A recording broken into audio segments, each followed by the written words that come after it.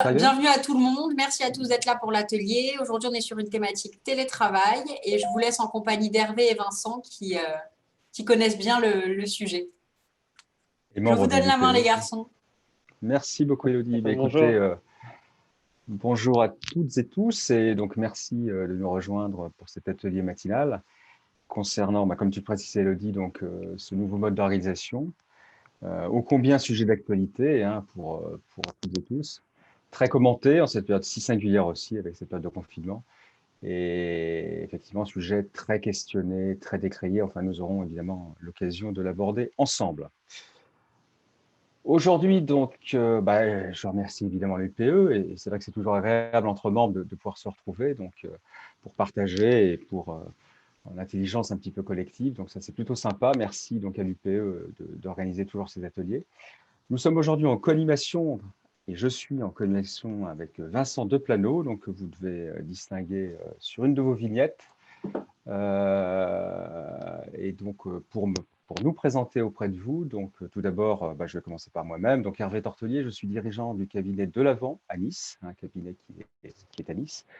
Consultant conseil, donc j'accompagne les dirigeants et leurs équipes, en particulier donc sur l'heure de transformation qui s'impose, comme le télétravail, et également associé donc chez IAPT, qui est une entité commerciale que nous avons créée avec Christine Audouard et Christophe Penel, il y a à peu près 2 ans, et d'ailleurs c'est une entité qui travaille effectivement sur notre sujet télétravail. Je vais te laisser te présenter, Vincent, Oui. toi-même et ta société. À toi de jouer. Ça marche. Donc Vincent Deplano de l'entreprise Révéo. Donc nous, on est une entreprise située à Sofia. On est 7 aujourd'hui dans la boîte. Et on est dans le numérique et nous développons un logiciel de qualité de vie au travail et prévention des risques dédié pour les TPE et les PME. Donc l'objectif, d'une part, c'est de pouvoir permettre aux plus petites entreprises de réaliser rapidement et simplement leur document unique d'évaluation des risques. Et puis d'autre part, de pouvoir suivre dans le temps, on va dire, un ensemble d'indicateurs de motivation, de performance et de bien-être, voilà, pour toujours les petites entreprises qui n'ont pas forcément les mêmes moyens et les mêmes ressources que les plus grosses. Voilà pour la petite présentation rapide. Ok, super, Vincent. Je te relaisse la main. Merci, Vincent. Donc je comprends que s'il y a des entreprises qui sont intéressées pour réaliser un document unique, ils peuvent faire appel à toi. C'est ce petit message.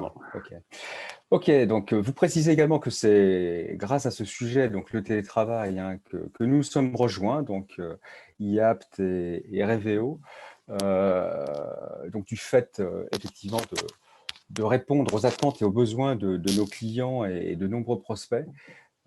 Et c'est en cela où nous avons développé une offre, un partenariat donc, qui permet donc, la mise en œuvre, vous le comprendrez, donc la mise en œuvre pour tout dirigeant, de mettre en œuvre donc, ce télétravail, alors de le mettre en œuvre après cette période de pandémie, puisque chacun évidemment le vit aujourd'hui, et peut-être aussi le transformer, l'évoluer, donc si éventuellement les entreprises avaient déjà accepté et donc placé donc, des salariés en télétravail. Évidemment, donc, on sera complètement à votre écoute sur ce sujet. Donc, vous avez donc, nos téléphones qui s'affichent.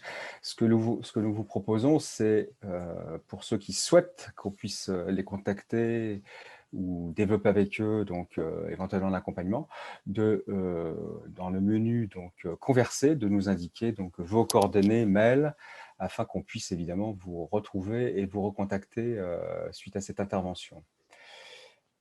Donc, ce qu'on a décidé, Vincent, on est d'accord, c'est plutôt que les questions, vous les posez aussi sur le chat, ce qui nous permettra de les sérier et d'ensuite répondre, pourquoi pas, sur des thématiques qui seront abordées aujourd'hui. Et je répète, donc, n'hésitez pas à mettre vos contacts pour qu'on puisse vous recontacter. Bien, alors nous commençons. Et posons donc d'abord, avant d'aborder ces 5 clés de réussite pour transformer le télétravail en levier de performance. D'abord, le cadre juridique que nous allons rapidement rappeler par la définition donc, du télétravail. Donc là, c'est le Code du travail que vous connaissez sans doute, pas par cœur, mais en tout cas sur ce sujet. Donc, rappelons que le télétravail désigne donc toute forme d'organisation dans laquelle un travail qui aurait également pu être exécuté dans les locaux de l'employeur est effectué par un salarié hors de ces locaux, de façon volontaire, en utilisant les technologies de l'information et de la communication. Donc ça, c'est effectivement la définition du télétravail au sein du code. Cette définition donc, a un petit peu évolué, surtout en cette période de pandémie, puisque les différents décrets qui ont suivi, notamment donc, les derniers, donc, imposent, donc, enfin, c'est le souhait en tout cas du gouvernement, de susciter au maximum donc, pour les entreprises dans cette période de pandémie, donc, de mettre leurs salariés en télétravail. Nous aurons l'occasion donc de raborder cela par la suite.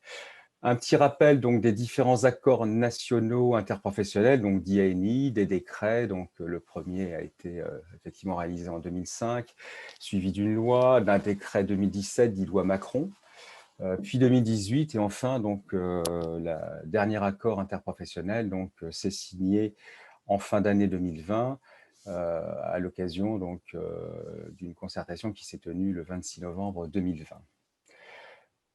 À partir donc, du 1er janvier 2021 et suite à une parution donc, au JO, donc c'est effectivement ces derniers accords qui figurent, donc, qui est actuellement d'actualité pour nos sociétés. Alors, afin effectivement de pouvoir un petit peu tester vous, auditoire, donc, qui nous avez rejoint ce matin, il nous est paru intéressant de pouvoir vous poser 2 questions qui nous permettront ensuite d'orienter donc, notre présentation en fonction donc, de votre ressenti par rapport au télétravail. Donc voilà ce qu'on va vous demander de répondre donc, sur ces 2 affirmations. Le télétravail est devenu un mode d'organisation incontournable dans mon entreprise. Vous pourrez donc sélectionner donc, une réponse tout à fait d'accord, d'accord, plutôt d'accord ou pas d'accord du tout. Et également la deuxième, le télétravail est indispensable à la survie de mon entreprise. Donc ce qu'on vous propose, c'est de faire ce mini-sondage pour avoir effectivement le ressenti de notre auditoire. Donc je vais lancer ce sondage. J'ouvre le vote. Est-ce que tout le monde le voit? C'est bon pour vous? Pour moi, c'est bon en tout cas. Ok. Oui, c'est bon. Ah non, moi je le vois pas. Tu le vois pas, Elodie? Non, c'est bizarre. Mais si tout Ok. le monde le voit, c'est parfait. Alors, je vois que les réponses... parfait. Je suis à 26, oui, donc je suis à quasiment 21 votants. Ok, 24. On est quasiment bon. C'est peut-être nous, co-animateurs, qui n'avons pas encore répondu. Ok, je mets en fin de vote.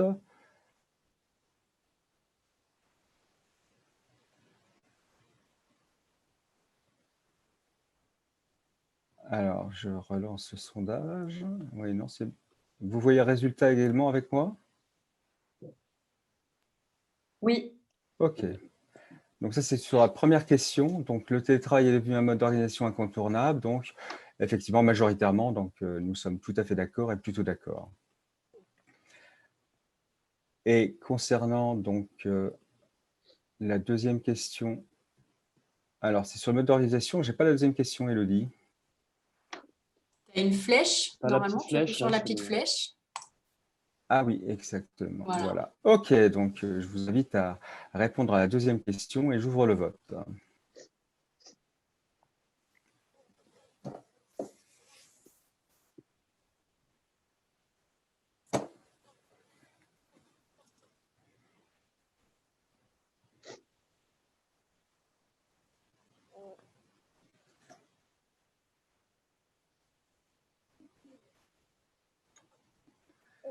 Parfait, on est quasiment, oui, 22 sur 26 avec le co-animateur, on est plutôt bon. Je mets fin au vote et je partage donc les résultats. Bon, une petite nuance normale, j'allais dire, par rapport un petit peu à la radicalité de la question, hein, la survie, peut-être, on est d'accord, mais nous étions aussi un petit peu, on souhaitait mettre une question un petit peu percutante, donc pour, voilà, donc on est encore très majoritairement donc, au niveau des sondés, donc plutôt d'accord et tout à fait d'accord que le télétravail donc, sera un mode d'organisation indispensable pour nos entreprises. Je crois qu'on est assez majoritaire, très majoritaire même, à partager donc, ce constat. Ok, bah écoutez, merci beaucoup. Et donc, j'enchaîne maintenant donc, sur ce qu'on appelait les éléments de contexte, qui sont plutôt donc, des sources d'analyse pour rentrer un peu plus ample dans notre débat. Tout d'abord, donc, un regard croisé donc, qui émane de Malakoff Humanis, une société d'assurance que vous connaissez, et qui relate donc, les motivations de mise en place du télétravail donc, en entreprise. Cela date de février 2020, donc c'est ce regard croisé sur les motivations principales. Donc, qu'est-ce qu'on peut constater côté donc, salarié, c'est le graphe de gauche, c'est un podium, donc réduire, supprimer le temps de trajet, donc domicile, lieu de travail, planifier ses horaires de travail selon ses besoins, mieux concilier vie pro et vie personnelle. Donc ça, c'est côté salarié. Côté employeur, favoriser la conciliation, là aussi, de la vie pro et de la vie perso. En 2, répondre à une attente des salariés et les fidéliser. En 3, réduire les risques liés au trajet domicile-lieu de travail. Ce qu'on peut constater comme ça sur ces premières motivations principales, c'est une certaine donc, convergence entre côté salarié, côté employeur. Tu sais, Vincent, que tu peux m'interrompre quand tu le souhaites. Bien sûr. Ok, donc n'hésite pas surtout à aussi participer si tu as des éléments à donner également. Poursuivons, et donc là, il s'agit donc la benchmark de l'NDRH, l'Association nationale des directeurs des ressources humaines, qui est un tableau là, qui dresse certaines, ce qu'on a appelé des axes d'amélioration au niveau donc, du télétravail et donc des bénéfices du télétravail pour les salariés. Qu'est-ce qu'on constate? Donc une amélioration de l'engagement des salariés, une amélioration de la productivité, une amélioration de l'attractivité de l'entreprise et une amélioration du climat social. Nous aurons bien sûr l'occasion, si vous le souhaitez, d'aborder et de partager par rapport à ces sources. Qu'est-ce qu'on peut en dire? Donc, que s'il fallait, je pense, les réactualiser à aujourd'hui, nous serions plutôt sur les mêmes tendances. Et ce qu'on souhaite également vous noter, c'est que, vous l'avez constaté peut-être, c'est que ces éléments datent d'avant mars 2020. C'est une volonté de notre part, puisque nous ne souhaitions pas, vous l'avez peut-être lu ou constaté, faire part donc, de cette période si singulière qu'on traverse aujourd'hui avec cette pandémie, puisqu'on sait qu'elle a généré, donc, notamment par le fait que ce soit plutôt imposé aujourd'hui par les sociétés, des nuances, ou en tout cas, même comment dire, des difficultés des salariés par rapport donc, à cette période, par rapport à des vecteurs anxiogènes, par rapport aussi à des difficultés qu'ils ont pu avoir en télétravail, donc de là où ils étaient, puisque c'est vrai que ça a été plutôt soudain.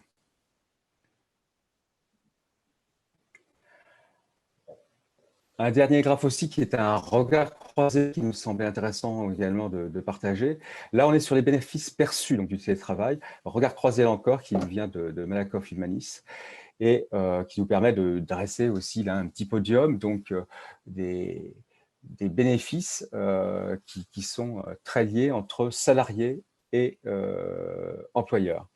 En premier, donc, on retrouve encore l'équilibre de vie perso et pro. Là, c'est vraiment un bénéfice qui est très marqué. L'autonomie également dans le travail pour les salariés comme également pour l'employeur. La productivité dans le travail et pour les équipes. En 4, la diminution de la fatigue. On pense notamment au transport.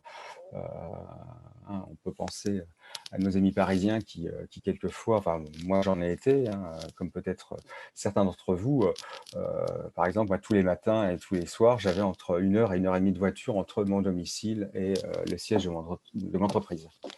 Et en 5e, l'engagement dans le travail aussi pour les salariés.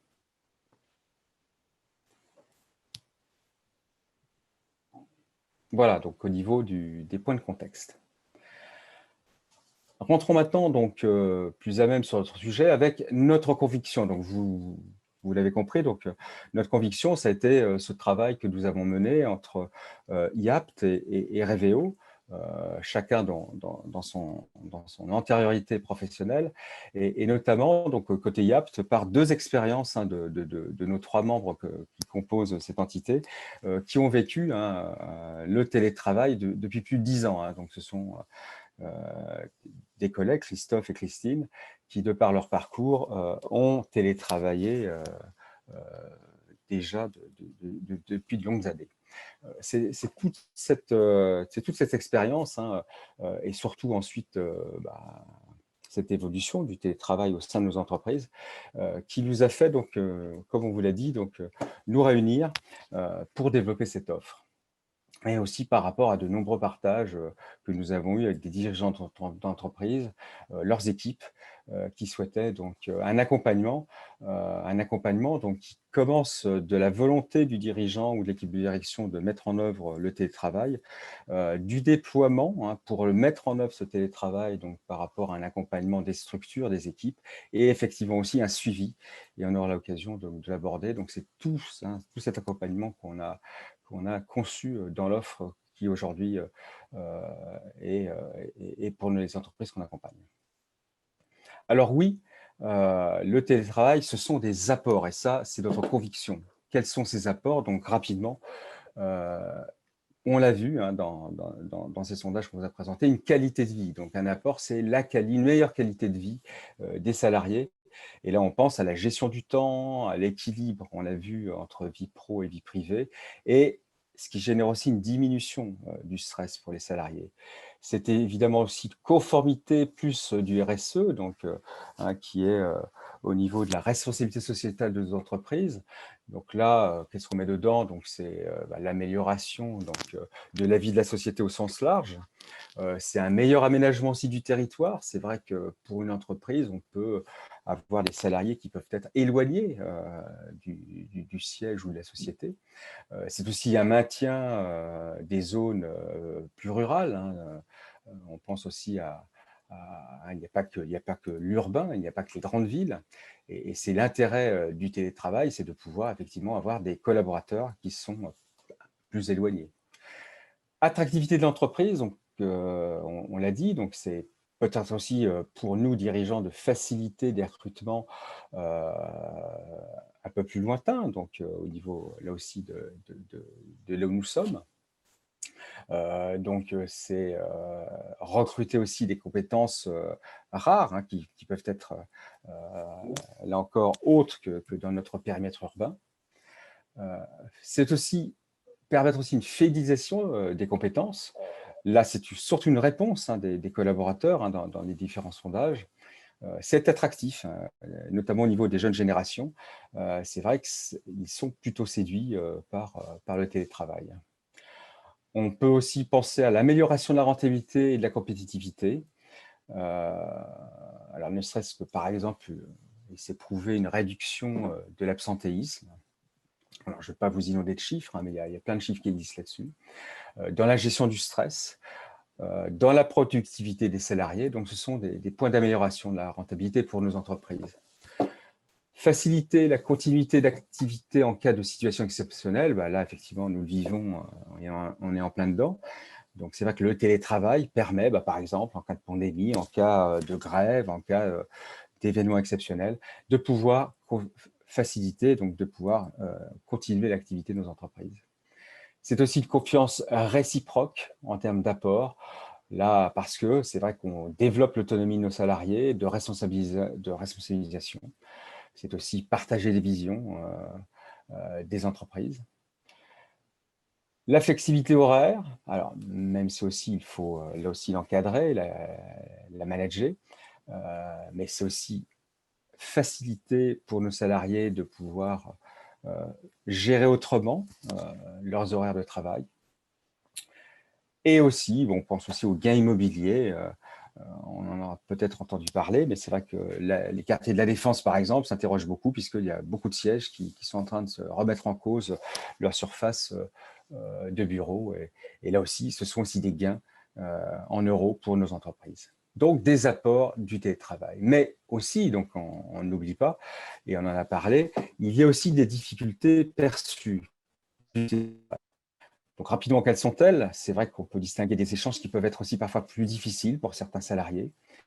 Il faut savoir aussi séparer les temps perso et pro. Hein, donc, c'est aussi la complexité hein, pour évaluer ces niveaux de temps à gérer entre vie perso et vie pro. C'est vrai qu'on est aussi dans le domicile, donc il faut savoir gérer aussi sa famille par un bureau, une pièce dédiée, enfin tout cela doit être étudié.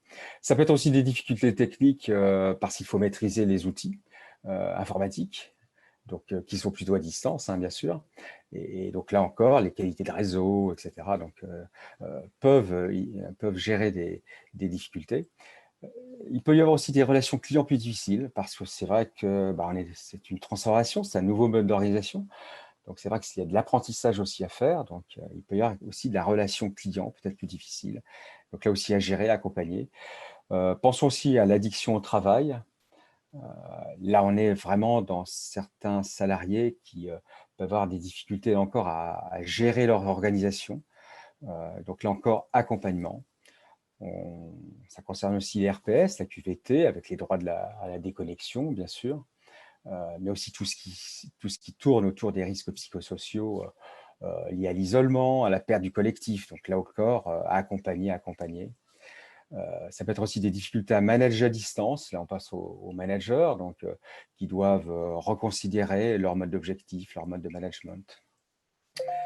Il peut y avoir aussi des risques d'inégalité dans l'éligibilité des fonctions, des postes qui peuvent être éligibles au télétravail, avec là aussi une disparité homme-femme. Bon, il y a différents points aussi à gérer. Une gestion, organisation du travail. Donc là, parce qu'on change de modèle, parce qu'on change d'amplitude, on change d'horaire, donc tout cela est aussi à gérer. Et des échanges plus difficiles. Là, on est évidemment sur le lien entre les salariés, entre les managers, entre la direction. Donc, il y a aussi des difficultés qui sont à gérer et à accompagner, vous le comprenez. Donc, de cette conviction que nous sommes forgés, donc équipe IAPT et Reveo, de par nos expériences également, nous avons identifié donc 5 points clés que l'on va vous présenter. 5 points clés donc, qui vous permettront, par un accompagnement qu'on sera réalisé avec vous, de réussir à la mise en œuvre de votre télétravail et qui correspond, vous le comprenez, à l'offre dont on vous a parlé. Alors, ces 5 points clés, quels sont-ils? Eh bien, c'est d'élaborer un projet d'entreprise. D'élaborer un projet d'entreprise, et on va rentrer dans le sujet. De mettre en place une organisation structurée, d'initier une démarche à accompagner, donc accompagner, ça on va, hein, je vais souvent me répéter, Vincent comme moi, mais on accompagne les structures, on accompagne les équipes, accompagner. C'est aussi un suivi sur la durée. Alors, par des questionnements, par des sondages, il faut suivre l'ensemble des collaborateurs pour suivre leur ressenti, la charge mentale. Vincent, tu peux peut-être intervenir sur ce sujet, puisque c'est vraiment votre Ouais, job. un petit mot, Ouais. effectivement, c'est important il y a 2 étapes, on va dire. Il y a la mise en œuvre du télétravail, initier, cadrer, on va dire, la mise en place. Et par contre, derrière, il y a, comme l'a dit Hervé tout à l'heure, il y a quelques difficultés, donc notamment dans le management à distance, l'isolement, la perte du collectif. Et donc ça, c'est important de pouvoir le suivre facilement par des petits sondages, des petites questions, mais qui sont très ciblées pour permettre d'identifier au niveau de chaque collaborateur, voilà, on va dire une petite météo, sans trop rentrer dans le détail dans un premier temps, mais une petite météo psychologique pour pouvoir se positionner correctement en tant que manager. Et du coup, voilà, de pouvoir, comme je le disais, de pouvoir suivre sur la durée le bien-être, la motivation et également le niveau de performance des collaborateurs. On détaillera un peu plus après Sur l'aspect suivi. cet aspect-là. Mais l'idée, en fait, ces 5 étapes, 5 points clés qu'on décrit. L'objectif, finalement, c'est de gommer les difficultés perçues dont on a parlé tout à l'heure pour en optimiser finalement les bénéfices.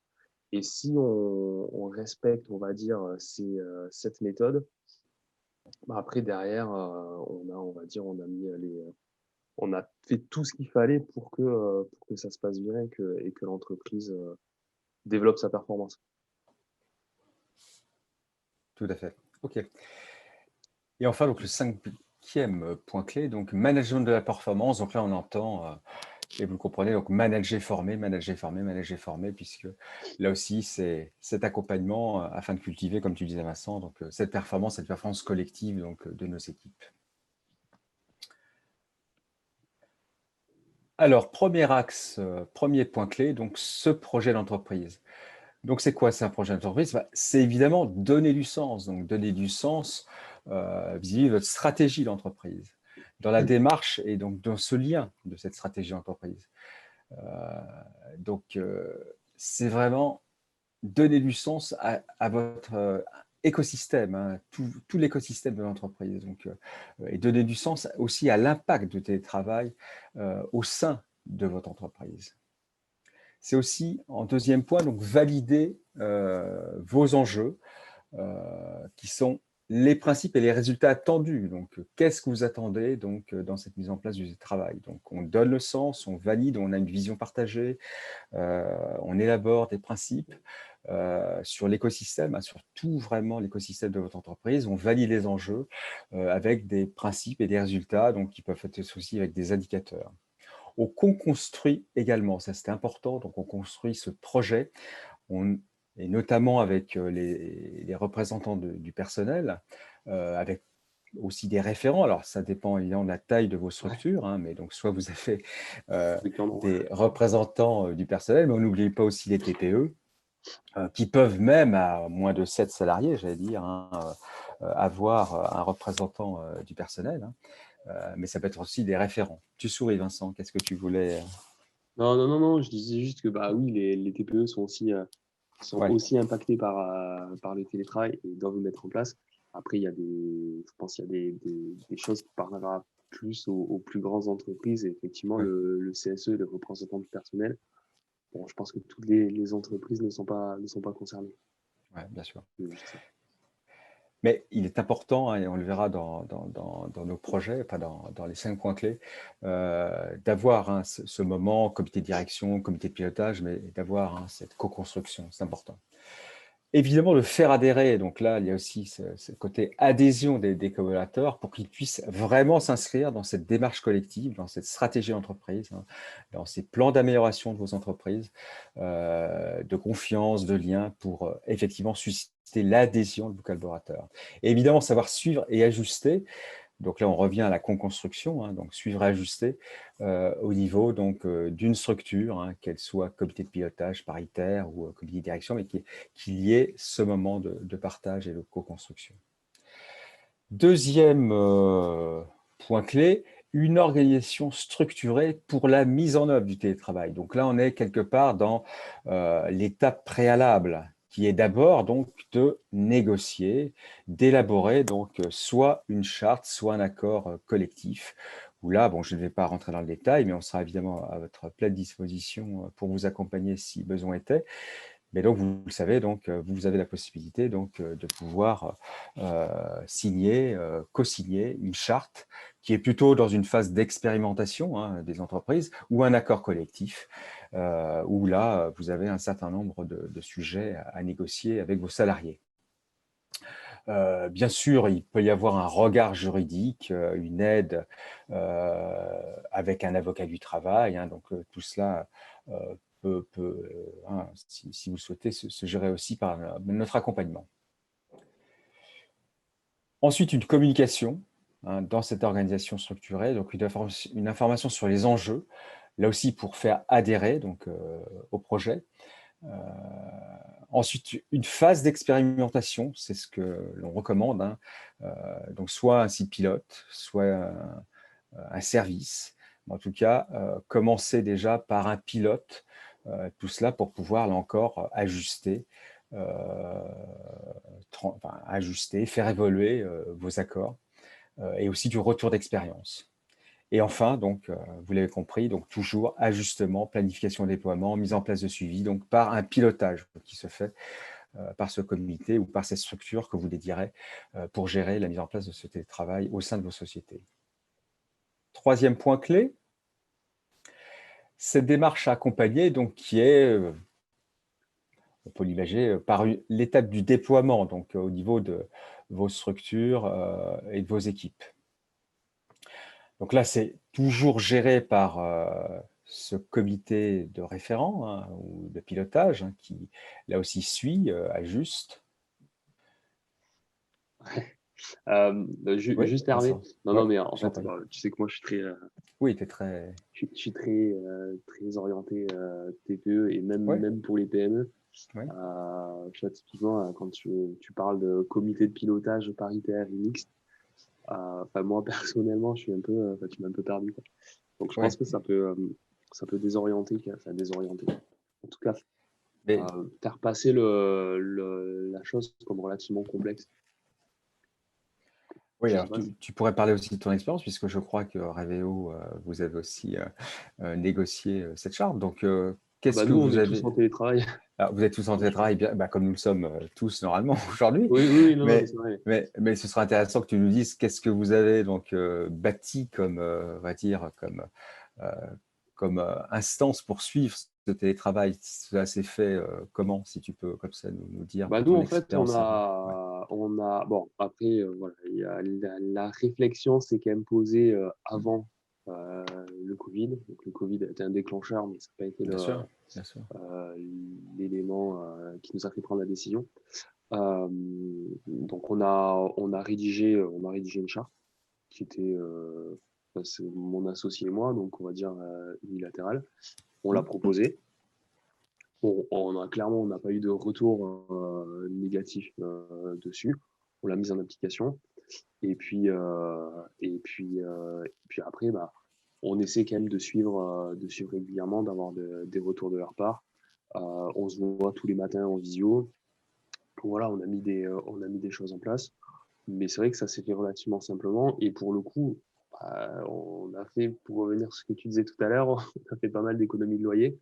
Ouais, voilà. Et voilà, je pense que derrière, on reprendra un bureau, mais plus petit que ce qu'on avait. Et même si jamais l'équipe venait à grossir, ce que j'espère, c'est pas dit qu'on récupère des locaux beaucoup plus grands. Donc, D'accord. donc voilà, pour revenir sur ce point-là, quand même, c'est vrai que mine de rien, c'est des économies qui sont importantes. Et puis, les gens sont, enfin, nous, tout le monde est plutôt satisfait. Après, on essaie quand même de se voir une fois par semaine en physique. Tout en présentiel, oui. Ouais. Donc, soit pour manger ensemble, D'accord. pour discuter, enfin voilà, pour différentes choses. Même si c'est pas évident en ce moment. Ouais. Mais voilà. En tout cas, on l'avait abordé, donc là, c'est une situation d'entreprise bon, que beaucoup avons vécu, c'est lorsqu'il y a eu cette pandémie que, comme tu l'as dit, unilatéralement, tu as fait ta charte pour permettre aux salariés de rester chez eux en télétravail. C'est un peu ce que tu as exprimé. C'est Ensuite, ça. évidemment, euh, à vous de faire évoluer, de transformer une fois que la pandémie, j'espère, sera contenue. Et ensuite, je suppose que tu as des salariés qui souhaitent rester en télétravail. Alors évidemment, pas à 100%, hein, c'est pas ce qu'on dit aujourd'hui, mais de pouvoir aménager des temps de télétravail pour tes salariés. Oui, oui. Et Après, en j'en avais cela, déjà avant. voilà, J'en avais d'accord, déjà d'accord, quelques-uns déjà, qui étaient déjà ok, en ok, télétravail 2 jours par ok, semaine. Donc voilà, c'est ce que je disais. ok, Le Covid n'a pas été bien sûr, l'élément de réflexion bien de sûr. base. Ouais, c'est ce qu'on avait vu. Alors poursuivons donc effectivement comité de pilotage, évidemment communication au sein de l'entreprise, hein, c'est très important que les référents ou en tout cas les représentants du personnel, comme les salariés, comme les managers, soient évidemment en pleine communication. C'est aussi un accompagnement des managers donc, dans des processus pardon, de demande et au niveau des bonnes pratiques, tant côté manager que côté salarié. Donc, c'est qu'il y ait évidemment des outils, hein, des hotlines, des référents internes, des guides qui permettent de pouvoir accompagner, là encore, tant les managers que les salariés dans ce télétravail et dans ce changement de mode d'organisation. Quatrième point clé et quatrième indispensable, c'est un suivi. Donc, on l'a dit déjà, donc maintenir le lien, maintenir la cohésion, la motivation de nos salariés. Donc, toujours la même chose, hein, on met toujours en avant, car nous, c'est hyper important qu'il y ait toujours ce suivi avec des indicateurs, avec des ajustements, donc à la fois donc, lors de l'élaboration de la mise en œuvre du télétravail, mais aussi dans les revues annuelles, hein, vous le savez, qui sont nécessaires, et qu'il y ait toujours ce pilotage en fonction de la taille de l'entreprise, on a bien compris, mais qu'il y ait ce pilotage suivi et régulier. C'est aussi assurer que toute cette démarche se développe en pleine conformité, en cohérence de la gestion des risques. Donc là, on fait le parallèle avec le DU, si tu veux là aussi intervenir, Vincent, puisque là, on est vraiment dans la complémentarité, avec Raveo. Bah, effectivement, en fait, la gestion des risques, c'est une notion qui est importante dans le télétravail parce que forcément, le télétravail induit de nouveaux risques et qu'il faut impérativement prendre en compte dans son DU. Et alors, par exemple, des exemples de risques, c'est tout bête, mais c'est le risque électrique. Si un collaborateur a son logement qui est pas aux normes et qu'il lui arrive quelque chose, en tant que dirigeant, je suis responsable. Ça peut être des risques de nuisances sonores qu'il faut intégrer. Nuisances sonores, ça peut être dû au voisinage, aux enfants qui sont à côté, ou alors même des personnes qui télétravaillent dans le même espace. D'autres risques pour la posture. Si j'ai pas de bureau, que je travaille sur une table basse, voire dans mon lit ou sur une chaise haute, forcément j'ai des risques physiques, donc des risques des TMS. Et d'ailleurs, à ce sujet, j'ai vu hier un article qui est passé sur les accidents de télétravail. C'est marrant, puisque c'est pas une notion qu'on connaissait. Donc voilà, les risques liés au télétravail, c'est une nouvelle famille de risques qu'il faut intégrer dans son document unique et qu'il faut prendre en compte. Et ça, on va dire que la prise en compte du risque, c'est ce qui est à la base du suivi. Donc, c'est la première étape, c'est plus un état des lieux qu'autre chose. Derrière, il faut sensibiliser les collaborateurs justement sur les différents risques. Après, par contre, dans un second temps, si, comme je le disais tout à l'heure, si moi j'ai mes collaborateurs qui sont en télétravail, du coup, en tant que dirigeant, c'est quand même beaucoup plus compliqué de savoir comment ils vont, s'ils restent motivés, s'ils se sentent pas isolés, s'ils n'ont pas de difficultés dans leurs activités. Je sais que pour certains, il y en a qui vont avoir des problèmes de connexion, d'outils. Et ça, forcément, ça a un impact sur leur charge mentale, sur leur niveau de stress. Et du coup, voilà, le management à distance, c'est quand même quelque chose qui est plus compliqué et qui est un frein pour beaucoup de chefs d'entreprise. Et ce qu'il faut, c'est qu'il faut pouvoir définir à l'avance quels sont les indicateurs qui sont importants à suivre et justement être capable derrière de les suivre dans le temps pour conserver et voire augmenter le niveau de performance. Mais c'est pas juste je mets en place quelque chose au départ, ça marche, et puis après, comme tout, hein, dès qu'on fait quelque chose, ça marche bien au début, et puis après, il y a le soufflet qui retombe et on retombe dans ses travers.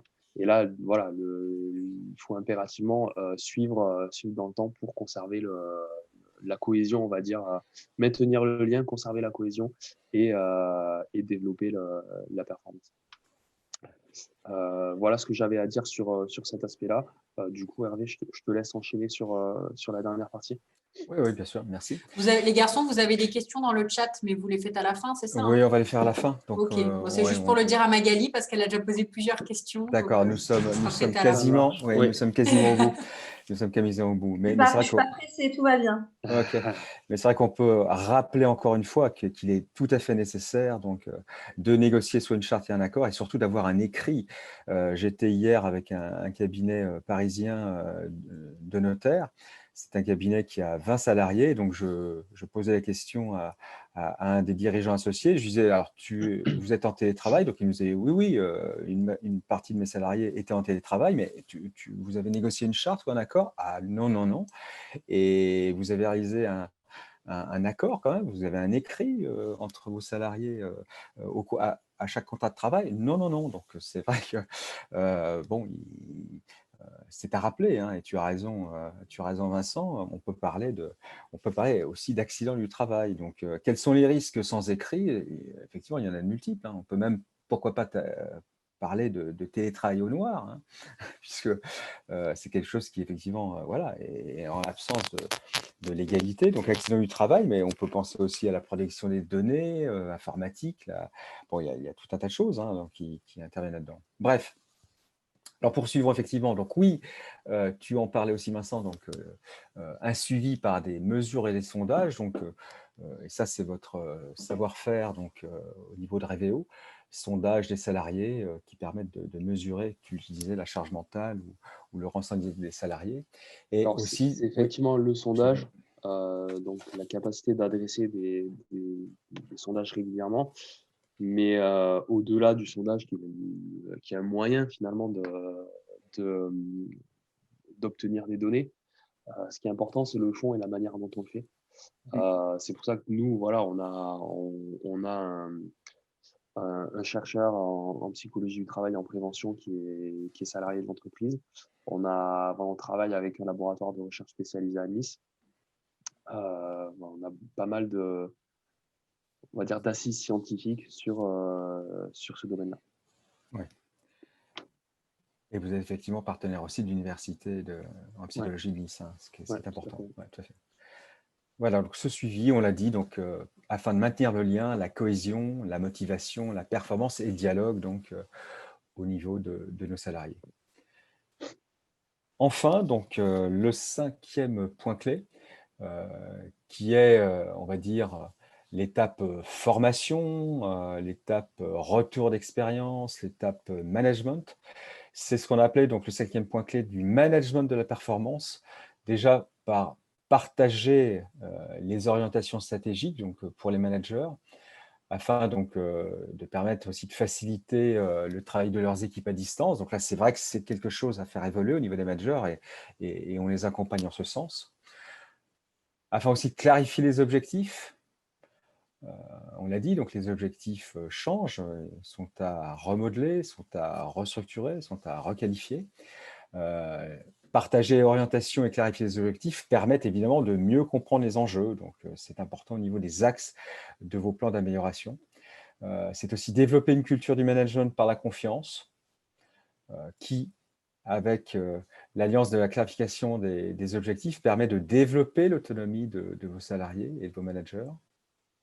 C'est aussi donc partager les pratiques qui, avec le développement de la culture et du management, permet aussi de renforcer la culture d'entreprise et puis de repartager les orientations stratégiques, donc d'instaurer donc cette confiance nécessaire pour transformer, on l'a dit, donc ce télétravail en vrai levier de performance pour nos entreprises.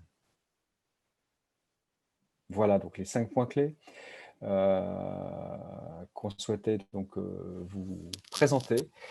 5 points clés donc qu'on pourrait aussi par analogie dire 5 sens, hein, qui permettent d'avoir des entreprises avec une vie équilibrée, performante, d'optimiser ses bénéfices, de pouvoir être plus efficace, plus pertinent, de pouvoir perdre moins de temps là aussi. Et donc, je vais maintenant ouvrir les questions-réponses, puisqu'il nous reste quasiment 15 minutes. Je t'en prie, tu veux qu'on revienne un petit peu sur ce Non, je voulais point? juste, Non, d'accord. terminer, Ok. clore clore entre guillemets Débat, d'accord. la présentation. En fait, je comprends que ça puisse paraître, quand on voit toutes ces étapes, certains termes qui peuvent être compliqués en fonction de la typologie d'entreprise. Bien sûr, bien Je sûr. comprends que ça puisse être compliqué à mettre en place de prime abord. Mais en fait, c'est justement l'objectif du partenariat qu'on a développé ensemble. C'est d'être capable de prendre les compétences de chacun, de les intégrer dans un support numérique pour derrière packager une offre qui soit en fait clé en main et qui permette de dérouler la méthode et qu'on a définie et surtout de la maintenir dans le temps et surtout point important pour le dirigeant sans y perdre dedans. Tu as raison, Vincent, et c'est en cela où on a développé effectivement une offre TPE, un dédié TPE et une offre plus PME, bien sûr, puisqu'on sait que les strates sont différentes, les structures sont Oui, différentes. après les plus grosses entreprises ont moins ce souci-là puisqu'ils ont déjà Bien sûr, bien sûr. sont calés sur l'aspect juridique, sur l'aspect RH. Voilà, ils ont besoin d'accompagnement, mais sur d'autres aspects. Ok. Alors, si tu le veux bien, Vincent, donc on va répondre aux questions-réponses. Donc, je rappelle, hein, n'hésitez pas à donner et indiquer vos mails et coordonnées pour qu'on puisse continuer de partager. C'est vraiment notre souhait aujourd'hui. Et surtout, donc, on se propose, donc, pour ceux qui établiront donc un contact et un partage avec nous, qu'est-ce qu'on a dit, Vincent, au fait? Tu te souviens? Qu'est-ce qu'on a dit pour ces chers clients prospects qui pourraient, enfin, chers prospects pour l'instant, qui pourraient nous rejoindre et partager avec nous, c'est de leur permettre d'avoir quoi? Tu te souviens? Une offre préférentielle. Ah oui, On en a pardon, parlé hier, excuse-moi, il l'a je oublié. manque Ah, il l'a de. oublié hier. Ouais, non, Ah. mais c'est clair. Bah Voilà, oui, donc en tout cas, c'est la base. Ouais. pour ceux qui resteront avec nous en partage, donc vous bénéficierez donc en cas d'avancement, donc déjà d'un diagnostic gratuit avec vous, de répondre totalement à vos questions et on vous donnera beaucoup d'éléments sur ces 5 points clés, mais aussi donc d'avoir une offre référentielle donc si on va plus loin. Voilà, donc nous passons aux questions-réponses et donc encore merci de ce partage à vous toutes et tous. Donc on ouvre le chat, Elodie. Ah oui, oui, il est ouvert, ça y est, il y a Ouais. déjà Magali qui a posé plusieurs questions. D'accord, Magali, le plus d'accord. simple, c'est peut-être que vous preniez la Oui, parole, je tout pense. à Hein. fait. Oui. Je prends la parole. Bonjour à tous. Bonjour. Bonjour. Donc moi, je suis consultante en ressources humaines. Et ce matin, je suis aussi enseignante. Il y a une quinzaine de mes élèves qui ont suivi la conférence. Des élèves qui travaillent sur notamment le contrôle de gestion sociale. Donc mes questions, elles sont un petit peu orientées dans ce but.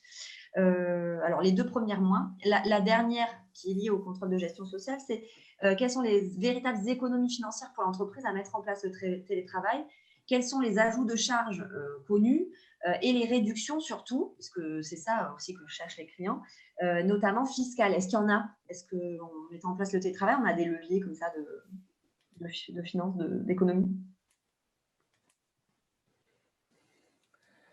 Ok, donc y a-t-il d'autres sujets sur cette thématique ou est-ce qu'on répond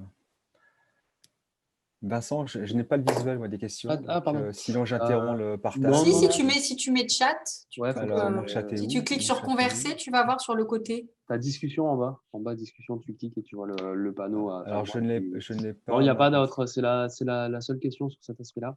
D'accord. Voilà. Alors, on l'a abordé, mais on pourra aborder ça avec vous, hein, Magali.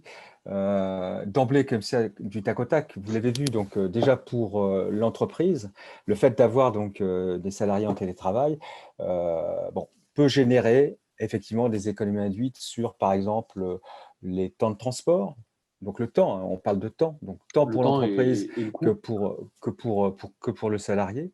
Donc il y a une dimension temps, il y a une dimension coût qui sont des mètres carrés. Donc, l'exemple de Reveo et de beaucoup d'entreprises, comme on le citait, c'est de pouvoir, en cas d'accord, en cas de négociation d'un accord, de pouvoir reconsidérer donc l'amplitude globale de leurs salariés donc, en présentiel et donc de pouvoir réduire des surfaces de bureau. Donc, ça, c'est un coût évidemment immédiat pour l'entreprise.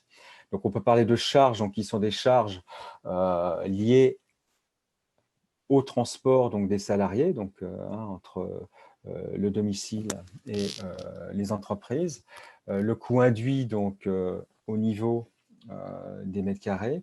Ça peut être aussi, plus à même, et on le sait, donc on le disait, c'est que le principal concurrent aujourd'hui d'Air France, c'est Zoom, hein, ça va être ça aussi. C'est-à-dire que moi, j'ai été ancien dirigeant commercial, je me levais le matin à 7 heures pour aller voir un client à Marseille, par exemple, et je revenais le soir. Donc, c'est vrai que l'économie induite aussi sera aussi sur là aussi le transport, donc des salariés. On gagne en productivité aussi, hein, donc c'est ce qui est noté dans tout ce qui est les sources qu'on vous a présentées. Il est établi que les salariés sont plus productifs lorsque donc il y a eu cette mise en œuvre qui s'est faite, comme on l'a dit, de façon avec de la confiance, du lien, tout un accompagnement, toute une formation pour qu'il y ait vraiment ce lien, cette confiance, cette cohérence, hein, dans la vie de cette société. Donc il y a effectivement des intérêts multiples. Magali, pour vous répondre. Après, Avantages fiscaux, là, il faudrait aller dans le détail, mais je n'en ai pas comme ça de façon spontanée à vous donner, non, a mais priori, à non. creuser peut-être avec des Il y a experts. un arrêté, On moi que pourrait j'ai vous reçu ce renseigner. matin, Ouais. qui nous parvient effectivement du ministère des Finances, et apparemment, il y a des mesures spécifiques pour le traitement fiscal des frais professionnels engagés en 2020. Donc, je ne sais pas encore ce qu'il y a dedans. Moi non plus, je n'ai pas eu le temps de Ouais. le lire. Mais apparemment, il y a des mesures, du coup, je n'en ai pas la teneur. Ok. Ouais, pour Ouais. les salariés, Parce que- oui, parce qu'aujourd'hui, tous les frais, les salariés qui engagent les frais quand ils se déplacent, effectivement, ils peuvent les déduire. Donc, là, il y avait plus cet aspect-là pour le télétravail. Donc, Ouais. effectivement, c'est possible qu'il y ait des choses qui soient mises en place pour ça. Par Ouais. contre, pour l'entreprise, a priori, il n'y a pas de. Ouais. Il y a Alors, je crois aussi me souvenir, hein, ça c'est dans ma mémoire, mais je reviendrai vers vous, hein, Magali, n'hésitez pas à nous laisser vos coordonnées. Mais je crois qu'il y a aussi des avantages fiscaux pour les entreprises qui utilisent le télétravail en zone rurale. Il me semble que ça me dit quelque chose. Donc, je pourrais revenir vers vous dans le détail. Vous voyez, donc, faire contribuer à engager des salariés en zone rurale permettrait d'avoir des avantages fiscaux. Je pense aussi à un point aussi qui là aussi va vous parler peut-être, c'est le coût du mal-être au travail pour certains salariés. Et c'est vrai que le coût du mal-être, hein, je me souviens d'une enveloppe de 14 000 euros par salarié, hein. Donc, vous voyez, donc c'est aussi ça, c'est que le télétravail permet de diminuer ce stress. Donc, on peut contribuer alors au mieux-être, au travail, hein. Donc, vous l'avez compris, on a surtout nous des valeurs, hein, entre YAPT et Reveo. On met aussi l'humain au cœur de la société, hein. Ça, c'est ce qui est important pour nous. Et c'est vrai que on sait que, et c'est pour cela qu'on souhaite accompagner, on souhaite vraiment bien accompagner les entreprises parce que c'est d'abord l'humain qui doit être au centre de tout cela. Et c'est vrai que le télétravail permet aussi, par un meilleur équilibre, de contribuer à un mieux-être au travail. D'accord ? Mais Et c'est un coût, et c'est un coût, et c'est un coût. On sait que c'est un coût. Très fort. Je rebondis justement par rapport à ça pour mes deux autres questions qui sont en lien avec ce que vous venez de dire. Oui. La première, du coup, c'était quelle est selon vous la bonne proportion de télétravail présentiel sur un poste administratif aujourd'hui, en période Covid, mais aussi si cette période se pérennise, qu'est-ce qu'on peut envisager pour demain? Est-ce que ce sera la même proportion? Et du coup, concernant le DUR, comme le télétravail est une solution au Covid, mais aussi un créateur de risque psychosocial, comment on le gère dans le DUR? Comment vous préconisez de le gérer? Alors, pour répondre sur la question sur le document unique, donc moi aujourd'hui dans le DU, j'ai effectivement une famille de risques liés au télétravail. Quand j'en parle aux dirigeants, du coup on parle des risques qui sont chez les salariés, donc au niveau de du domicile de leurs collaborateurs. Donc là, en général, la réponse est mais j'en sais rien, moi. Et ce que je leur dis, c'est que vous avez tort. Vous avez tort parce que c'est votre responsabilité de savoir si comme je disais tout à l'heure, si le logement est aux normes, s'il peut travailler dans de bonnes conditions parce que il a une table, un siège de bureau, en tout cas un siège adapté, s'il peut se couvrir des bruits extérieurs, s'il ne travaille pas comme moi dans un local aveugle. Donc voilà, il y a pas mal de points et il y a effectivement l'aspect psychologique. Et ça, c'est le plus difficile à gérer, puisque comme je disais, le management à distance, ça peut être plus compliqué. On n'a pas des salariés sous la main, j'ai envie de dire. Les C'est RPS, intrusif. c'est intrusif. L'RPS, c'est déjà un sujet qui est relativement tabou, où on va dire, moi, je peux faire le maximum pour que ça se passe bien au sein de mon entreprise, mais il y a aussi une dimension personnelle du salarié qu'en tant que dirigeant, je ne maîtrise pas. Et là, j'ai envie de dire que même la partie professionnelle, je la maîtrise moins puisqu'il est plus, dans les locaux. Donc après, ça peut passer par des actions qui sont actions de sensibilisation, j'ai envie de dire, mais là, c'est plus un moyen, on va dire, pour les dirigeants de se couvrir. Sinon, il y a des choses qui sont très pragmatiques à mettre en place. C'est soit imposer, entre guillemets, des contacts réguliers avec chaque salarié, soit imposer des visites, des temps d'échange en physique, en présentiel. Ça peut être la mise en place de lignes d'écoute psychologique. Après, il y a différentes actions qui peuvent être mises en place. Après, voilà, ça reste quelque chose qui est qui est très individuel. Donc il n'y a pas de solution miracle. Mais par contre, le suivi, reste important. C'est pour ça qu'on parlait avec Hervé de sondages réguliers pour qu'ils soient ciblés et surtout qu'il y ait un fond derrière. C'est pas juste est-ce que ça va aujourd'hui avec un smiley rouge, vert, orange. C'est poser des questions ciblées avec un sens derrière pour arriver à détecter, on va dire, des signaux faibles, entre guillemets, que ce soit au niveau de la charge mentale ou au niveau du sentiment d'isolement. Et pour répondre à votre première question, alors on n'a pas franchement de préconisation, hein, même si on a aussi, on est évidemment sur le sujet, mais le nombre de jours que l'on préconiserait, ce que je peux vous dire, Magali, c'est que la moyenne constatée, c'est 1,8 jours par semaine, hein, donc, de télétravail.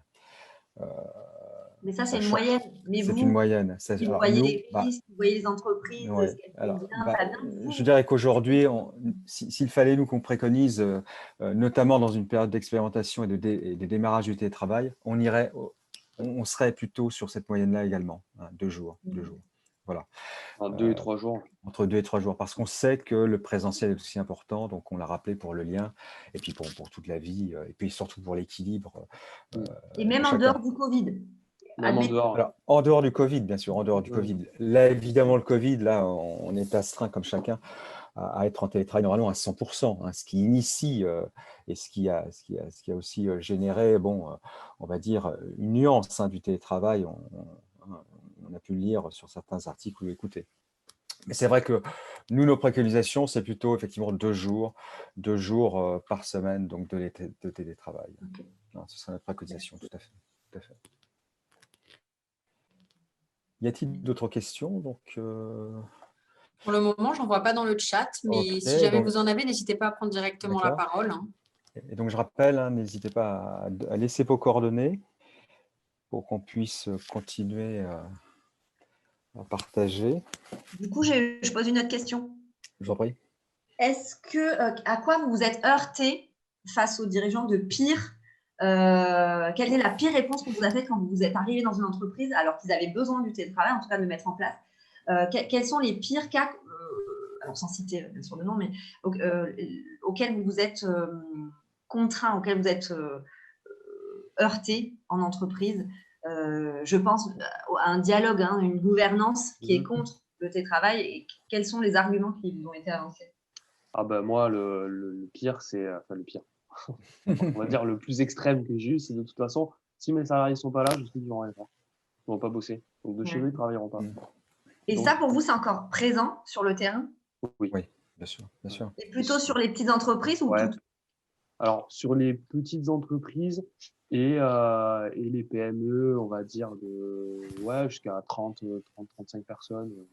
Les autres ont déjà pu l'expérimenter, que ce soit occasionnel ou pas, ils ont déjà eu des cas où ils ont été obligés pour telle ou telle personne de les mettre en télétravail, ils ont pu voir que ça fonctionnait. Donc ils ont moins ce retour-là. Mais c'est vrai que les petites entreprises et les petites PME, on va dire, qui ont des idées arrêtées, hein, c'est compliqué Et est-ce que vous avez aussi eu des ressentis négatifs par rapport au télétravail des salariés? Est-ce qu'eux-mêmes étaient dans la dynamique de ne pas y aller? Moi, ça m'est pas arrivé. Alors, ça m'est pas arrivé avant, avant le Covid, parce que c'était plutôt un souhait. Le télétravail, ça fait quand même, je travaillerai de chez moi, c'est sympa. Et avec le Covid, je travaille plus que de chez moi et je peux plus sortir de chez moi. Bah, du coup, j'aimerais bien retourner en entreprise. Donc, donc voilà, le ressenti des événements derniers biaise un peu le rapport qu'ont les salariés avec le télétravail, mais globalement, c'est quand même plutôt bien. Accueillis. Ouais. On a néanmoins eu des difficultés au niveau des salariés. C'est notamment l'immédiateté de la décision suite au Covid, qui entraîne évidemment des modes de contact difficiles. Alors, ça se fait soit par mail ou pas, mais c'est surtout des ressentis sur la difficulté des contacts, puisque certains salariés, moi je m'en souviens, n'ont quasiment pas de contact avec, avec leur entreprise. Donc, ça paraît, voilà. Donc, Après, Et je pense aussi à des commerciaux oui, qui veulent faire leurs objectifs. Les entreprises sont ouvertes pour les rendez-vous. En tout cas, ils ont un confort à être en entreprise pour la fluidité des échanges et tout ce qu'on peut imaginer. Du coup, ils sont un peu… je vois que la personne à laquelle je pense, elle est vraiment réfractaire au télétravail parce qu'il faut qu'elle atteigne ses objectifs et pour elle, il faut qu'elle soit ou en clientèle ou sur son site de travail pour optimiser ses process administratifs. Pour elle, c'est impossible de condenser sur une journée tout l'administratif et de rester chez elle, par exemple. Après, c'est vrai qu'il y a beaucoup de commerciaux, pour le coup, qui n'ont pas de bureau dans leur entreprise et qui travaillent de chez eux en fonction des types d'entreprises. Par contre, là, à l'inverse, les dirigeants et directeurs commerciaux sont moins réfractaires au télétravail parce que eux, ils savent ce que c'est que de manager une équipe à distance. Le responsable des ventes, tout de suite, il a déjà plus de recul. Bah ouais, que ce soit en télétravail ou pas, finalement, il a l'habitude. On est dans une région, en tout cas dans le sud, où les clients, en ce moment, ils ont envie de vous voir en plus. Ça les change de leur propre vidéo, ils ont envie. Donc, ils disent non, viens. Donc, ça, c'est hyper compliqué quand on a une prestation, quand les entreprises ont une prestation où les clients veulent voir en physique. Et en interne, on est obligé de leur dire passer en télétravail. On a un langage qui est incohérent. Donc, je pense qu'effectivement, mettre en place une charte qui notamment aborde cette thématique de qu'est-ce qu'on fait pour la satisfaction client en termes de télétravail en interne, je trouve que c'est une vraie réflexion. Tout à fait. Ouais. Il y a une question, Hervé. Alors, faut-il faire une information aux salariés qui ne sont pas en télétravail? Alors, je suis pas sûr de… Faut-il faire une information? Je ne comprends pas la question. Là. Une information aux salariés qui ne sont pas en télétravail. Je ne sais pas si Joy veut prendre la parole pour poser sa question. Oui, Joy. Je vais activer.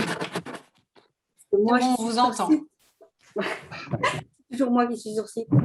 Oui, parce qu'en fait, moi, je suis l'assistante de direction, je ne suis pas du tout RH, mais j'ai plutôt des questions, un ressenti d'admin qui, quand j'étais en télétravail, je ressentais vraiment une jalousie.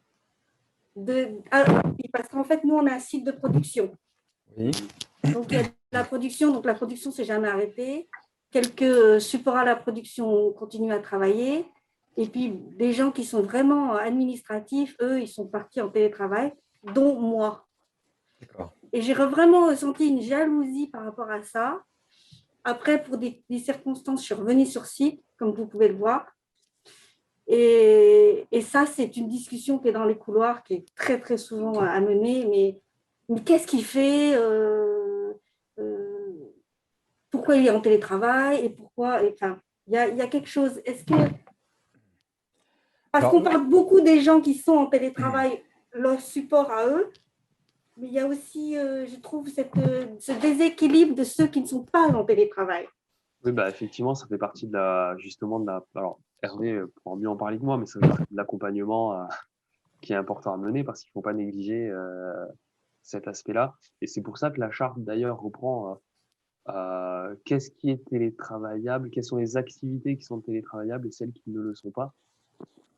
Et, et c'est important que tout le monde soit au courant. Et du coup, ça reboucle sur un peu sur une des étapes un des points dont parlait Hervé, c'est le projet d'entreprise, et Bien il faut que sûr, ce soit bien sûr. adhéré par tout le monde et pas uniquement par ceux qui sont en télétravail.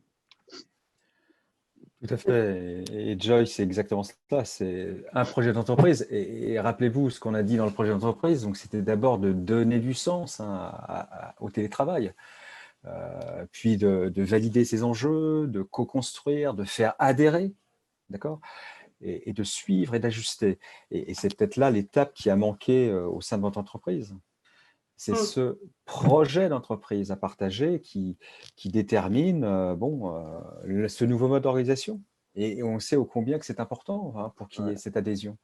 Et c'est effectivement là où ça manquait. Donc, quand vous dites oui, déséquilibre, ou en tout cas sentiment que, c'est effectivement tout cela se doit d'être abordé. C'est vrai que ça peut mettre en péril, on va dire, la Eh oui, performance, la productivité, parce que le sentiment d'injustice bien sûr. et de jalousie, donc dégradation des relations, moins de productivité. Mm. Et du coup, c'est vrai que ça peut être, Bien sûr. si c'est malmené, ça peut être catastrophique.